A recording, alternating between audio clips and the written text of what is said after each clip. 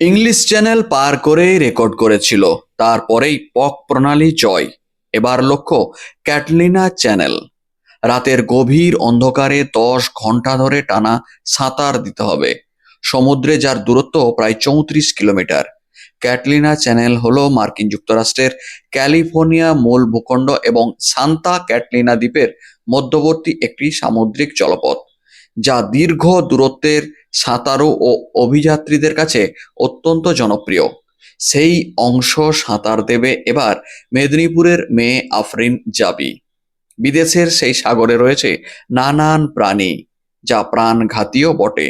তাহলেও বিশ্ব রেকর্ড করার নেশা তার মধ্যে চেপে বসেছে। ইতিমধ্যেই 2টো রেকর্ড তার অ্যালবামে। তৃতীয় রেকর্ডের জন্য প্রস্তুতি শেষ পর্বে। তবে এবারের জন্য তার লাগবে মোটা টাকা। পরিবার ও বেশ কিছু কোম্পানির সহযোগিতায় 2টো সাঁতার রেকর্ড সে সম্পন্ন করতে সক্ষম হয়েছিল। এবার এটাতেও খরচ প্রায় 28 লক্ষ। কিন্তু সব সম্বল শেষ, নেই সেই অর্থের যোগান। যে কারণে 29 জুলাই তার ক্যাটলিনা চ্যানেলে সাঁতার শুরু করার কথা থাকলেও আর্থিক অভাবে সেটি পিছিয়ে গিয়েছে সেপ্টেম্বর পর্যন্ত। জেলা প্রশাসনের কাছে জানতে পেরেছিল একটি সিএসআর দেওয়ার উপযুক্ত কোম্পানি, তা হলো খড়গপুরের রেশমি মেটালিক্স। তারা জানতে পেরেই 5 লক্ষ টাকা আর্থিক সহযোগিতা নিয়ে এগিয়ে এলো রেশমি কোম্পানি। খড়গপুরের রেশমি মেটালিক্সের পক্ষ থেকে 5 লক্ষ টাকার চেক তুলে দেওয়া হলো দেশের গর্ব সুইমার আফরিন জাবির হাতে। জেলা শাসকের উপস্থিতিতে তার মাধ্যম দিয়েই এই কোম্পানি হ্যান্ডওভার করেছে চেক। বৃহস্পতিবার সেই চেক হ্যান্ডওভার করার পরেও আফরিনের দাবি এখনো অনেকটাই স্পন্সর বাকিটা এলে হয়তো সম্ভব হবে। আমি সকলের শুভেচ্ছা কামনা করছি।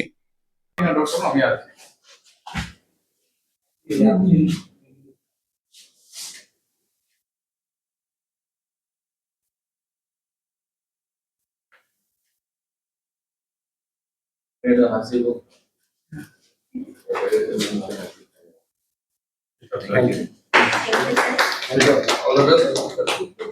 Thank you. Thank you, sir. Thank you to other people.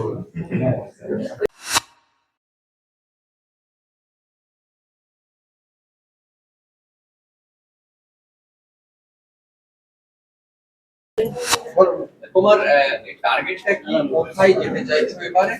আমার নেক্সট টার্গেট ক্যাটলিনা চ্যানেল। এটার ডেট আমি পেয়েছি সেপ্টেম্বরে, কিন্তু আমি এটাও বলতে চাইবো যে আমার প্রথমে টার্গেট মানে ডেট ছিল জুলাই মাসের এই 31 তারিখে, মানে কালকে আমার নামার কথা ছিল। বাট আমি কোনো স্পন্সরশিপ কিংবা কোনো কিছু জোগাড় করতে না পেরে তাই আমাকে এটা সেপ্টেম্বরে ট্রান্সফার করতে হয়েছে। আর এইবারে আমাকে আপনারা দেখতেই পাচ্ছেন চেকে যে রেশমি থেকে স্যারেরা আমাকে হেল্প করেছেন। বাট আমি আশা করব যে আরো যারা কোম্পানিরা রয়েছে, কারণ আমার মানে খরচা অলমোস্ট 28 পড়বে, 28 লাখ। তো এটা সবেমাত্র 5 হয়েছে। আমি জানি এটা স্যারদের কাছে বলা উচিত নয়, বাট আমাকে বলতে হচ্ছে, কারণ আমি যদি স্পন্সরশিপ না পাই তাহলে কিন্তু আমার পক্ষে পসিবল নয়। শুধু ক্যাটলিনা চ্যানেল কেন, আমি কোনো চ্যানেলই আর করতে পারবো না। কারণ এর আগেও আমি বলেছি, এবার এখনো আমি বলছি যে ইংলিশ চ্যানেলে যে খরচাটা হয়েছিল পুরোটাই আমার বাবা করেছিলেন। আর মধ্যবিত্ত পরিবার থেকে গোটাটাই ইংলিশ চ্যানেলের খরচা তোলা এবং তারপরে নেক্সট চ্যানেলের প্ল্যানিং করা, সত্যি কথা বলতে ইটস নট পসিবল। মানে অ্যারাউন্ড 30 lakhs খরচা হয়ে গেছে, যেটার এখনো কিছুই পাইনি আমি। তো মানে জানি না কবে পাবো কিংবা ওটা রিকভারি হবে কি হবে না। বাট যেহেতু একটা আমার স্বপ্ন যে আমি 7টা সমুদ্র পাড়ি দেবো, মানে 7 ওশানস চ্যালেঞ্জ আমি অ্যাকসেপ্ট করেছি।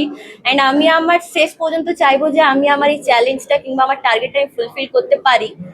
বাট সত্যি কথা বলতে আপনাদের মানে আপনারা সবাই যদি আমাকে হেল্প না করেন তাহলে আমাকে ইংলিশ চ্যানেলে কিংবা ক্যাটরিনা চ্যানেলের পরেই হয়তো দাঁড়িয়ে যেতে হবে।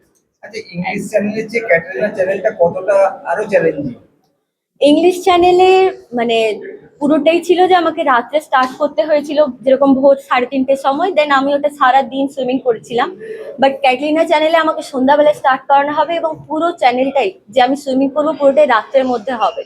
আর ইংলিশ চ্যানেলের ওখানে হয় না যে মানে যতদূর আমি গুগল করে কিংবা যতক্ষণ না আমরা ওখানে যাচ্ছি আমরা তো ওখানকার সিচুয়েশন বুঝতে পারি না। তো যতটা গুগল করে দেখেছিলাম যে ওখানে খুব একটা টাফ কিছু ছিল না।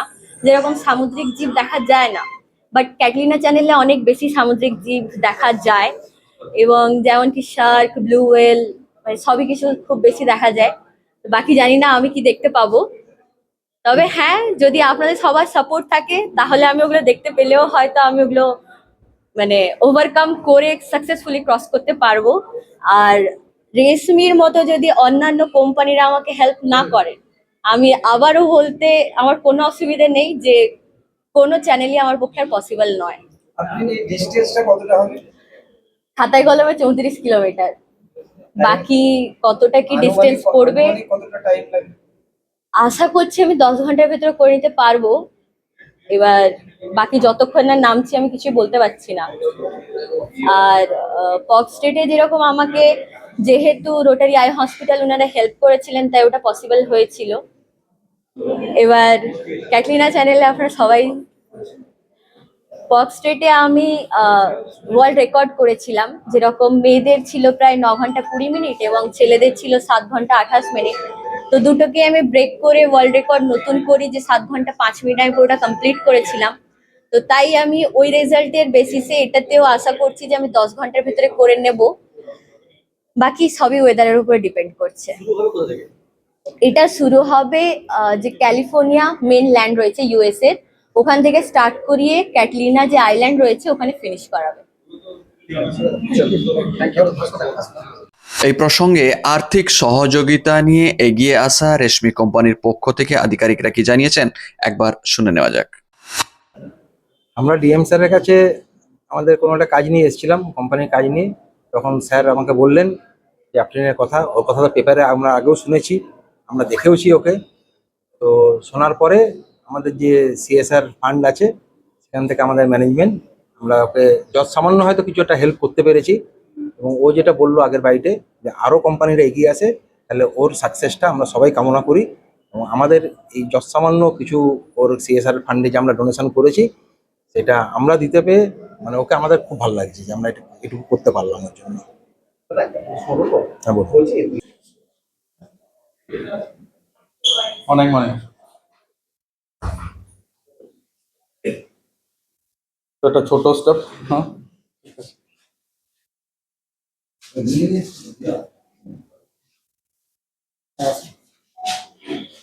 আপনার ওখানে ভালো হয়েছে। ওকে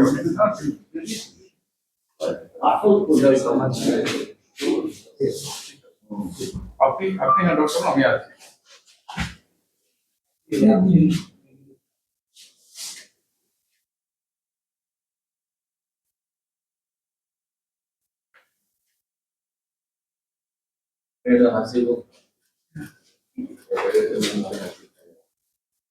Thank you. All the best. Thank you. Thank you sir. Thank you to ওদেরকে বলবেন। ওই জন্য জিজ্ঞেস করলাম আপনার সঙ্গে কথা বাকি কথা দেখি।